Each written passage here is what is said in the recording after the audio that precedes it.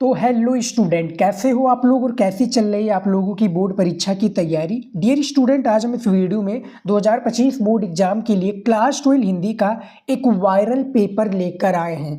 100% same इसी तरीके से इस बार आपके 2025 बोर्ड एग्जाम में हिंदी का पेपर आएगा। ये एक वायरल पेपर है जो आप लोग यहाँ पर देख सकते हैं। इसमें बताए गए जितने भी क्वेश्चन हैं ये सभी का आंसर यानी हल करके आज हम इस वीडियो में बताने वाले हैं। बहुत ही ज़्यादा इंपॉर्टेंट ये आपका हिंदी का वायरल पेपर है, तो इस पेपर को आप लोग सॉल्व कीजिए। इसमें से 100 में से कितना नंबर बनता है आज की इस वीडियो में आपका पता चल जाएगा। तो वीडियो को लास्ट तक देखिएगा स्टूडेंट। तो यहाँ पर देखिए 2025 हिंदी का ये पेपर है। 319 MP ये कोड है। ये कोड आप लोग लिख लीजिए, विश्वास नहीं पड़ता है क्योंकि ऐसे ही पेपर आपके बोर्ड एग्जाम में आएंगे। पूर्णांक आप लोगों का 100 नंबर का होता है। समय 3 घंटा 15 मिनट दिया जाता है आपको हिंदी में, और भी कोई सब्जेक्ट में आपको यही टाइम होता है 3 घंटा पेपर को हल करने के लिए, और जो 15 मिनट दिया जाता है ये पेपर को पढ़ने के लिए दिया जाता है। स्टूडेंट देखिए, इस प्रश्न पत्र में 2 खंड हैं, दोनों खंडों के सभी प्रश्नों के उत्तर देना आवश्यक है। यानी 2 खंड है, यहाँ पर आप देख सकते हैं खंड का, और अगला आएगा हिंदी व्याकरण में, वो आएगा खंड खा। ठीक है, तो इसमें देखिए 50 नंबर के क्वेश्चंस होंगे जो कि खंड की का में होंगे। तो इसके सभी प्रश्नों को चलिए देख लेते हैं। देखिए इसमें 10 बहुविकल्पीय प्रश्न पूछे जाते हैं जो कि 5 गद्य के और 5 पद्य के होते हैं स्टूडेंट। ठीक है, तो यहाँ पर देखिए सबसे पहला प्रश्नोत्तर नंबर पहले का नंबर क्वेश्चन पूछा गया है कि भारतेंदु युग के लेखक हैं। तो जो भारतेंदु युग के लेखक हैं आपको बताना है। इन चारों ऑप्शंस में से राइट आंसर क्या हो जाएगा, आपको पता है तो बताइएगा। देखिए इनमें से आपका राइट आंसर प्रताप नारायण मिश्र हो जाएंगे जो कि भारतेंदु युग के लेखक हैं। ठीक है, 1 नंबर आपको मिल जाएगा। अगला क्वेश्चन देखिए, यहाँ पर खा नंबर देख सकते हैं स्टूडेंट, 1-1 नंबर का क्वेश्चन है। पूछा गया है कि साहित्य संदेश पत्रिका के संपादक हैं। तो जो साहित्य संदेश पत्रिका के संपादक है कौन है, भारतेंदु हरीशचंद्र जी हैं, लाला श्रीनिवास दास हैं, या महावीर प्रसाद द्विवेदी जी हैं, या गुलाब राय। ठीक है, बाबू गुलाब राय, यहाँ पर चाचा लिख गया है, इसको आप इग्नोर कीजिएगा। ठीक है, बाबू गुलाब राय है। तो इनमें से जो राइट आंसर हो जाएगा वो आपका डी राइट आंसर हो जाएगा। कौन हो जाएंगे, बाबू गुलाब राय हो जाएंगे इसके राइट आंसर, यानी खा नंबर का आपका डी विकल्प। ठीक है, ऐसे ही क्वेश्चंस आपके पेपर में आएगा, तो आप लोगों को ज़्यादा से ज़्यादा बहुविकल्पीय क्वेश्चंस भी तैयार करना इंपॉर्टेंट है। यहाँ पर देखिए अगला क्वेश्चन क्या पूछा गया है, निम्नलिखित में से किसे ललित निबंधकार माना जाता है। जो ललित निबंधकार माना जाता है किसे माना जाता है, तो तीसरे का आपका सी राइट आंसर हो जाएगा। कुबेरनाथ राय को ललित निबंधकार माना जाता है। और भी लेखक है जैसे हजारी प्रसाद द्विवेदी जी, फिर विद्या निवास जी, ये सबको ललित निबंधकार माना जाता है स्टूडेंट। तो आपका ग नंबर का सी ऑप्शन राइट आंसर हो जाएगा। अगला क्वेश्चन है घ नंबर कि संस्कृति के 4 अध्याय के रचनाकार कौन है। तो जो संस्कृति के 4 अध्याय के रचनाकार हैं वो आपके रामधारी सिंह दिनकर जी हो जाएंगे। ठीक है, इनका जीवन परिचय भी क्लास 12 हिंदी में पूछा जाता है, तो प्लीज़ आप लोग तैयार कर लीजिएगा। अगला क्वेश्चन देखिए, 8 नंबर क्वेश्चन पूछा गया है, हिंदी की पहली आत्मकथा है। तो जो हिंदी की पहली आत्मकथा स्टूडेंट वो कौन सी है, वो आपका हो जाएगा अर्धकथा बनारसी दास जैन कीर्ति की, ये हिंदी की पहली आत्मकथा है। ठीक है, तो 5 हमारा स्टूडेंट गद्य का जो बहुविकल्पीय प्रश्न था वो मैंने आप सभी को बता दिया है। ऐसे ही आपके 2025 के बोर्ड एग्जाम में पूछे जाएंगे। मैंने चैनल पर अपने बहुत सारे ऑब्जेक्टिव क्वेश्चंस जो इम्पॉर्टेंट है बता दिया है, आप लोग जाकर देख सकते हैं। अगला क्वेश्चन देखिए जो कि पद्य से यानी कवि की से जो कवि की रचनाएं हैं उनसे रिलेटेड क्वेश्चंस पूछी जाती हैं। तो 6 नंबर का यहाँ पर देखिए दूसरा होना चाहिए। दूसरा नंबर का नंबर राइट आंसर हो जाएगा। क्या क्वेश्चन पूछा गया कि भक्ति काल की रचना है, और इसका जो राइट आंसर कौन सा हो जाएगा वो विनय पत्रिका हो जाएगा। ठीक है, आपका भक्ति काल की रचना कौन सी है, विनय पत्रिका। विनय पत्रिका के रचनाकार कौन है, तुलसीदास जी हैं। क्या तुलसीदास जी हैं, कॉमेंट में जरूर बताइएगा। ठीक है, उसके बाद में देखिए अगला क्वेश्चन खा नंबर कि सुमित्रानंदन पंत की रचना है। तो जो सुमित्रानंदन पंत की डियर स्टूडेंट रचना है वो कौन सी हो जाएगी, आप लोग बताइएगा। पल्लव हो जाएगी, जी हाँ पल्लव इसका राइट आंसर हो जाएगा। अगला क्वेश्चन देख लीजिए यहाँ पर गा नंबर, देखिए गा नंबर क्वेश्चन पूछा गया है कि छायावादोत्तर काल की पत्रिका कौन सी है, तो वो कादम्बनी हो जाएगी। ठीक है, ये छायावादोत्तर काल की पत्रिका है। अगला क्वेश्चन देखिए यहाँ पर घ नंबर कि नई कविता काव्य संकलन के संपादक हैं। तो जो नई कविता काव्य संकलन के संपादक है डियर स्टूडेंट वो कौन हो जाएंगे, आप लोग बताइए। इनमें से जो राइट आंसर हो जाएगा वो आप लोगों का बी हो जाएगा, डॉक्टर जगदीश गुप्त और राम स्वरूप चतुर्वेदी हो जाएंगे इसका राइट आंसर। ठीक है, अगला क्वेश्चन देखिए यहाँ पर 8 नंबर, देख सकते हैं कि केदारनाथ अग्रवाल किस काव्यधारा के कवि हैं, तो ये भैया प्रगतिवादी काव्यधारा के कवि हैं। ठीक है, इनमें से बी वाला हो जाएगा प्रगतिवादी। ठीक है, इसमें से राइट आंसर हो जाएगा, जिसके कवि कौन है, केदारनाथ अग्रवाल जी हैं। और आप लोग स्टूडेंट देख सकते हैं, मैं 100% गारंटी लेता हूँ कि सेम ऐसे ही पेपर आएगा आपके इस बार 2025 के बोर्ड एग्जाम में। तो जितने भी स्टूडेंट वीडियो को देख रहे हैं लाइक कर दीजिए, और मैं पूरा पेपर आपको हल करके बताऊंगा कि कैसे आप लोगों को बोर्ड एग्जाम में हल करना है, सभी क्वेश्चन का आंसर कॉपी में कैसे लिखना है, आज के इस वीडियो में आपको जानकारी मिल जाएगी। तो वीडियो को लास्ट तक जरूर देखिएगा, इसमें इंपॉर्टेंट जानकारियां जो मैं आपके साथ शेयर कर रहा हूं इंपॉर्टेंट है, और पेपर को मैं बहुत ही इजी तरीके से लेकर जाऊंगा, जिससे आप लोगों को हिंदी का पेपर हल करने में बहुत ही आसानी होगी। ठीक है, तो ये हमारा हो गया। अब देख लेते हैं यहाँ पर 3 नंबर क्वेश्चन पूछा गया है। देखिए 3 नंबर क्वेश्चन में पूछा गया है कि निम्नलिखित गद्यांश का संदर्भ देते हुए किसी एक के दिए गए प्रश्नों का उत्तर लिखिए। ठीक है, तो देखिए हिंदी गद्यांश में आपको 2 गद्यांश दिए जाते हैं, अथवा करके यहाँ पर आप देख सकते हैं, दोनों में से किसी एक को हल करना है, जिसके लिए आपको 10 नंबर दिया जाएगा एक गद्यांश को हल करने के लिए। ठीक है, अब देखिए गद्यांश के प्रश्नों के बारे में बात की जा रही है, तो ये जो गद्यांश के 5 प्रश्न हैं इन्हीं के बारे में हमें इसका उत्तर देना है। ठीक है, आपके सामने ये गद्यांश है और इससे जुड़े जो है आपके कितने 5 प्रश्न पूछे गए हैं, तो हमें इन्हीं 5 प्रश्न का उत्तर देना है, और हर एक प्रश्न का उत्तर देने के लिए हमें 2 नंबर दिया जाएगा। यहाँ पर आप लोग स्क्रीन पर देख सकते हैं स्टूडेंट कि 2 + 2 + 2 + 2 + बराबर 10।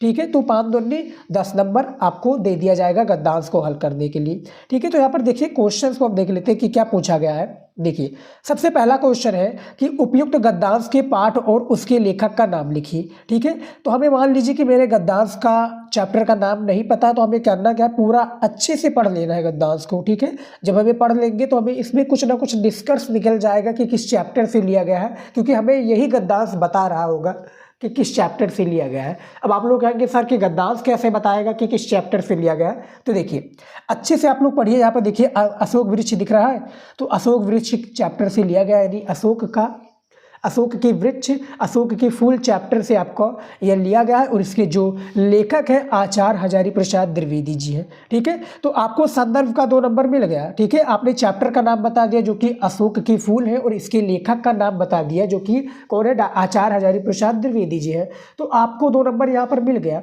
अगला क्वेश्चन देखिए यहाँ पर रेखांकित अंश की व्याख्या। तो ये जो रेखा खींची हुई है ना कि असल पूजा अशोक की नहीं बल्कि उसके अतिष्ठता कंदर्प देवता की होती है, इसे मदनोत्सव, देखिए मदनोत्सव कहते हैं। तो यहाँ से लेकर यहाँ तक, यानी जहाँ तक लाइनें खींची हुई है इसी का हमें व्याख्या करना है। इसी का आचार्य हजारी प्रसाद द्विवेदी जी ने इसका कुछ निष्कर्ष निकाला है। ठीक है, इसका अर्थ बताया है, तो इसका जब आप लोग व्याख्या कर देंगे, ठीक है, तब जाकर आपको 2 नंबर मिल जाएगा। ठीक है, वैसे ही सेम इसमें भी आपके ये 2 क्वेश्चंस पूछे गए हैं, जैसे कि ये आपका एक निंदा रस का लिया गया है ना, निंदा रस चैप्टर से लिया गया। अब देखिए शुरू में ही इसका चैप्टर का नाम अभी पता चल गया, ये देखिए निंदा की बात हो रही है, तो निंदा रस चैप्टर से लिया गया है। इसके जो लेखक हो जाएंगे वो आपके कौन से हो जाएंगे, हरिशंकर परसाई। ठीक है, बहुत ही इंपॉर्टेंट लेखक है, और पेपर में इनका गद्यांश हर एक वर्ष में एक गद्यांश तो आपको जरूर देखने को मिल जाएगा, तो तैयार कर लीजिएगा। अशोक के फूल और किस चैप्टर के, आपको निंदा रस चैप्टर के तैयार कर लेना है। ठीक है, अब यहाँ पर देखिए स्टूडेंट 5 क्वेश्चन इसमें भी पूछे गए हैं। ठीक है, 5 क्वेश्चन तो पूछे गए हैं, इनमें 5 क्वेश्चन में से आपको हर एक क्वेश्चन का राइट आंसर देना है, 2-2 नंबर आपको दिया जाएगा। अब जैसे यहाँ पर देखिए सबसे पहला क्वेश्चन पूछा गया है कि उपयुक्त गद्यांश के पाठ और लेखक का नाम लिखिए। ठीक है, तो हमें क्या करना है, इस पाठ और लेखक का नाम लिखना है, जिसके लिए हमें हर एक क्वेश्चन पर 2 नंबर दिए जाएंगे। तो भैया जैसा कि मैंने चैप्टर का नाम आपको बता दिया, निंदा रस चैप्टर का नाम है, और इसके जो लेखक है वो हरिशंकर परसाई जी है। ठीक है, अब आपको 2 नंबर यहाँ पर मिल जाएगा, बहुत ही ईजी तरीके से 2 नंबर मिल जाएगा।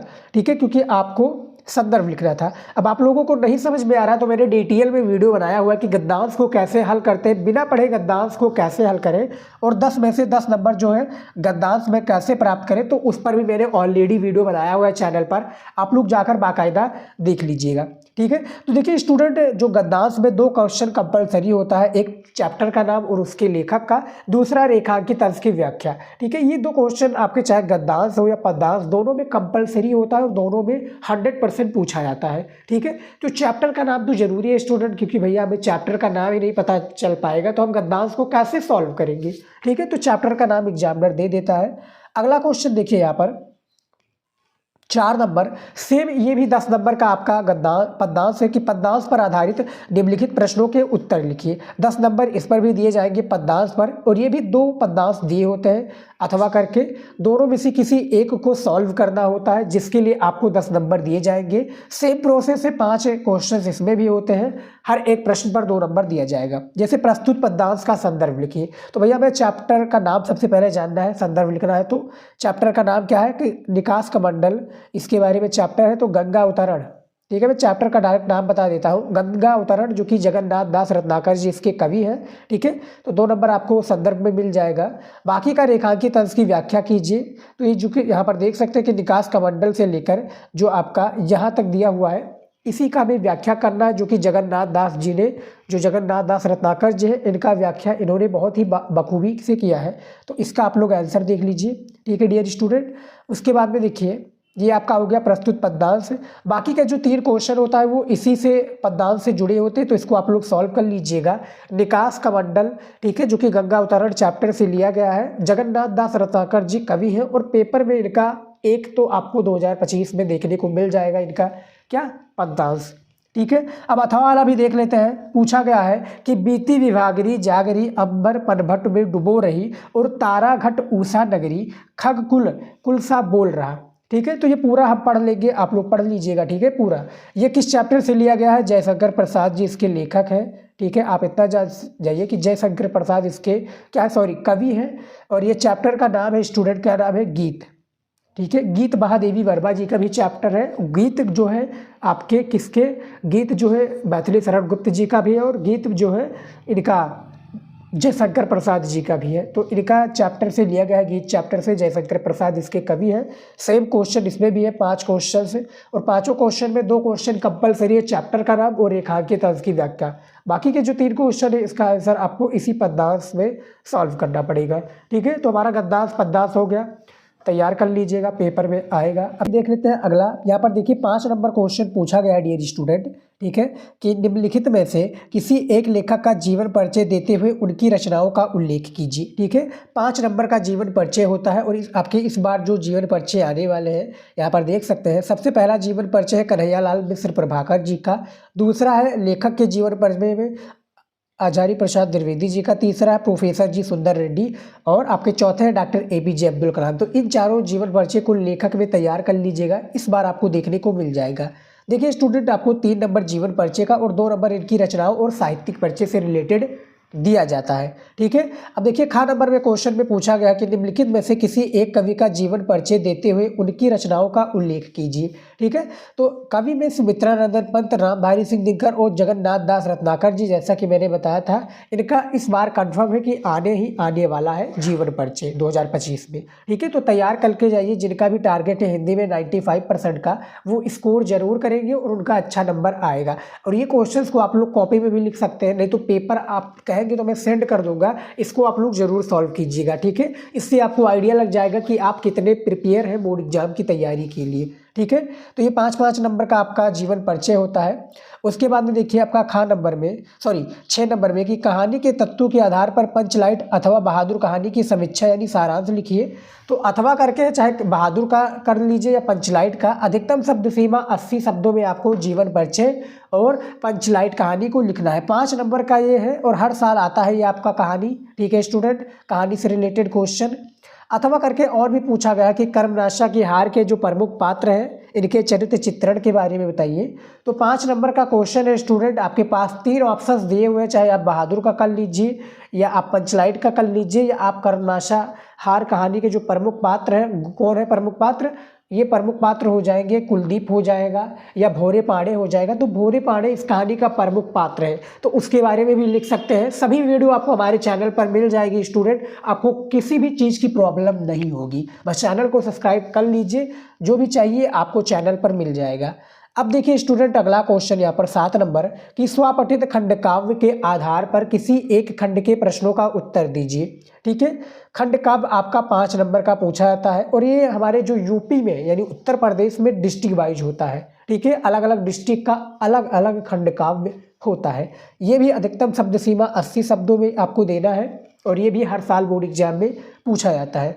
देखिए स्टूडेंट, मैं अपने डिस्ट्रिक्ट के खंड काव्य की बात करूं तो हमारे यहाँ पर त्यागपति खंड काव्य लगता है।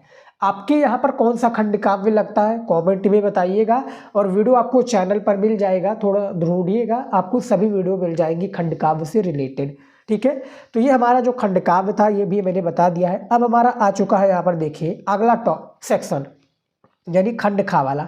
इसमें से अब हमारा 50 नंबर का क्वेश्चन कंप्लीट हो चुका है। अब 50 नंबर का क्वेश्चन हमें हिंदी व्याकरण से रिलेटेड में कंप्लीट करना है। ठीक है, तो चलिए देख लेते हैं। यहाँ पर देखिए स्टूडेंट, खंड खा में 8वां क्वेश्चन पूछा गया है 8 नंबर कि निम्नलिखित में से संस्कृत गद्यांश का संदर्भ सहित हिंदी में अनुवाद कीजिए। ठीक है, आपको ये संस्कृत का गद्यांश दिया हुआ है, 2 गद्यांश इसमें भी दिए जाते हैं अथवा करके, दोनों में से किसी एक को करना है जो आप सभी को आता हो। ठीक है, अब यहाँ पर देखिए स्टूडेंट, जो गद्यांश दिया जाता है मैं आपको समझा दूँ। जिस तरह से आपके इंग्लिश में होता है ना, हिंदी में दिया होता है आपका अर्थ, उसको इंग्लिश में ट्रांसलेट करके लिखना पड़ता है, सेम इसी प्रकार से ये संस्कृत में दिया है और इसको हमें हिंदी में कन्वर्ट करना है, जिसके लिए हमें 5 नंबर दिया जाएगा। ठीक है, और हिंदी में इसका संदर्भ लिखने के लिए 2 नंबर दिया जाएगा। संदर्भ में बेसिकली होता क्या है कि हमें चैप्टर का नाम ही लिखना होता है। तो यहाँ पर देखिए चैप्टर का नाम क्या है ये मैं बता दूँ, अतीते प्रतिपल पे, आप लोगों ने पढ़ा होगा, तो जातक कथा चैप्टर से लिया गया है। ठीक है, जातक कथा चैप्टर का नाम है। तो आपको 7 नंबर का ये संस्कृत का गद्यांश देखने को मिल जाएगा। सेकंड वाला महामना मालवीय, जैसा कि चैप्टर के नाम से ही पता चलता है, ये देखिए महामना मालवीय चैप्टर। तो मैं जैसा कि मैंने स्टूडेंट बताया था कि आप लोगों को गद्यांश में ही देखने को मिल जाएगा कि चैप्टर का नाम क्या है। ठीक है, तो थोड़ा आप लोग दिमाग लगाइएगा, आपको बहुत ही ईजी तरीका है और मैंने इन सभी पर वीडियो बनाया हुआ है कि गद्यांश को कैसे हल करते हैं, संस्कृत का गद्यांश खासकर कैसे हल करते हैं, इस पर भी वीडियो मिल जाएगा। अगला देखिए यहाँ पर खा नंबर में देखिए कि निम्नलिखित श्लोक का हिंदी में संदर्भ अनुवाद कीजिए। सेम प्रोसेस इसमें भी है। 7 नंबर का ये आपका संस्कृत का श्लोक है, 2 श्लोक इसमें दिए जाते हैं, ये देखिए। ठीक है, दोनों में से किसी एक को करना है। जैसा कि ये प्रजना ये वाला है आपका, तो इनमें से जो आपका चैप्टर का नाम है, चैप्टर का क्या नाम है, निपत दिलीप। ठीक है, ये देखिए निपत दिलीप हो जाएगा। ठीक है, निपत दिलीप चैप्टर है, इससे लिया गया आपका सबसे फर्स्ट वाला श्लोक है। सेकंड वाला जो श्लोक है आपका वो या कौन सा है, दूत वाक्यम, नया ऐड हुआ है 2024 के सिलेबस के अनुसार। तो दूत वाक्यम से यानी ये 2 श्लोक है, दोनों में से किसी एक को हल करना है। 7 नंबर आपको दिया जाएगा। ठीक है, 5 नंबर आपको दिया जाएगा स्टूडेंट इसको हिंदी में कन्वर्ट करने के लिए, 2 नंबर इसका संदर्भ में। ठीक है, संदर्भ लिखने के लिए। तो ये भी कंप्लीट हो गया। अब हमारा देखिए 9 नंबर, देखिए यहाँ पर 2 नंबर दिया हुआ कि निम्नलिखित में से किन्हीं 2 का संस्कृत में उत्तर लिखिए। तो किन्हीं 2 प्रश्नों का संस्कृत में उत्तर लिखना, जैसे यहाँ पर दिया हुआ मैत्री कस्य पत्नी अस्ति, तो यहाँ पर हम लिख देंगे। ठीक है, मैत्री। ठीक है, मैत्री याज्ञवाली, यहाँ पर देखिए सिर्फ एक अक्षर का यानी ये कस्य हटाकर हमें लिख देना है याज्ञवाल्क्य पत्नी अस्ति। बस हमारा 2 नंबर कंप्लीट है स्टूडेंट। ठीक है, हमें 2 नंबर मिल जाएगा बहुत ही ईजी तरीके से। तो ये आपका 2 प्रश्न होता है जो कि इसी चैप्टर से लिया जाता है, जातक कथा, महर्षि दयानंद, सुभाषित रत्नान और उसके बाद में कौन सा चैप्टर, पंचशील सिद्धांता। इन्हीं चैप्टर से आपका ये संस्कृत का जो है क्वेश्चन लिया जाता है। अगला देखिए 10 नंबर क्वेश्चन में पूछा गया है कि का नंबर में कि करुण रस अथवा हास रस का स्थायी भाव के साथ उसकी परिभाषा उदाहरण सहित लिखिए। यानी आपको परिभाषा करुण रस और हास रस में से दोनों में से किसी एक का परिभाषा और उदाहरण देना है। 1 नंबर आपको परिभाषा का और 1 नंबर आपको उदाहरण का दिया जाएगा। टोटल जो 2 नंबर है स्टूडेंट वो कंप्लीट हो जाएगा। उत्प्रेक्षा अलंकार अथवा रूपक अलंकार का लक्षण उदाहरण सहित लिखिए। इसमें भी आपको कितने नंबर दिए जाएंगे, 2 नंबर दिए जाएंगे। ठीक है, छंद अथवा रोला छंद का आपको उदाहरण लिखना है, मात्राएं भी लिखना है। तो जो रस छंद अलंकार पर स्टूडेंट मैंने ऑलरेडी वीडियो बनाया हुआ है, जाकर आप लोग देख लीजिएगा। ठीक है, अलग अलग पार्ट में भी बनाया है और इकट्ठा वाला भी वीडियो बनाया है, जाकि आपको कोई भी दिक्कत ना हो, जो आपका 6 नंबर है इसमें रस छंद अलंकार में बहुत ही ईजी तरीके से पक्का हो जाए। ठीक है, 11 नंबर क्वेश्चन देखिए यहाँ पर कि निम्नलिखित में से किसी एक विषय पर निबंध लिखना है। 9 नंबर का निबंध होता है स्टूडेंट। ठीक है, तो निबंध कौन से टॉपिक पर आपको लिखना है? देखिए, सबसे पहला है जनसंख्या वृद्धि की समस्या और समाधान पर, दूसरा है विज्ञान वरदान है अभिशाप पर। ठीक है, तीसरा है आपका पर्यावरण प्रदूषण की समस्या और समाधान पर, चौथा है आपका आतंकवाद कारण और निवारण पर, और पांचवा है आपका भारतीय समाज और नारी। ठीक है, तो ये पांचों टॉपिक में से किसी एक टॉपिक पर आपको निबंध लिखना है, जैसा कि यहाँ पर आप देख सकते हैं, जिसके लिए 9 नंबर आपको एग्जामिनर देगा। 250 से 300 शब्दों में आपको लिखना पड़ेगा। ठीक है, निबंध को। अब यहाँ पर देखिए हमारा संधि विच्छेद आ चुका है। 12 नंबर का नंबर का पहला क्वेश्चन है कि संयम का संधि विच्छेद होगा। देखिए 3 नंबर इसलिए है क्योंकि एक नंबर का 3 क्वेश्चन है, तो 3 नंबर आपको मिलेगा संधि विच्छेद में। ठीक है, तो पहला क्वेश्चन जो है कि संयम का संधि विच्छेद क्या हो जाएगा, तो इनमें से आपका पहले क्वेश्चन का आ विकल्प राइट आंसर हो जाएगा, से धन अनम हो जाएगा इसका करेक्ट आंसर। ठीक है, अगला क्वेश्चन देखिए यहाँ पर दूसरा नंबर कि पवित्रम का संधि विच्छेद होगा। तो पवित्रम का जो सही संधि विच्छेद हो जाएगा वो कौन सा हो जाएगा, तो पवित्रम का सही संधि विच्छेद आपका पोधन इत्रम हो जाएगा, जो कि आ वाला भी राइट आंसर हो जाएगा। अगला दिया हुआ है 3 नंबर में कि नैनम का संधि विच्छेद होगा, तो आ वाला हो जाएगा ने धन अनम हो जाएगा, ये नैनम का सही संधि विच्छेद है। तो 3 हमारा संधि विच्छेद कंप्लीट हो चुका है। अगला देखिए यहाँ पर खा नंबर का पहला नंबर क्वेश्चन है। ठीक है, ये टोटल 2 क्वेश्चन होता है समास में कि पीताम्बरम में समास कौन सा होगा। ठीक है, तो पीताम्बरम में जो समास होगा वो आपका कर्मधारय समास हो जाएगा। और अगला है सेकंड वाला कि कुपुत्र में समास कौन सा होगा स्टूडेंट, तो आपका कुपुत्र में भी कर्मधारय समास हो जाएगा, यानी दा वाला राइट आंसर हो जाएगा। तो ये हमारा समास से रिलेटेड क्वेश्चन कंप्लीट हो गया है। अब प्रत्यय आ गया, ये भी 2 प्रत्यय पूछा जाता है। जैसे श्रीमती शब्द में प्रत्यय है, तो जो श्रीमती शब्द में जो प्रत्यय है वो आपका मतुप है। ठीक है, यानी आ वाला राइट आंसर हो जाएगा।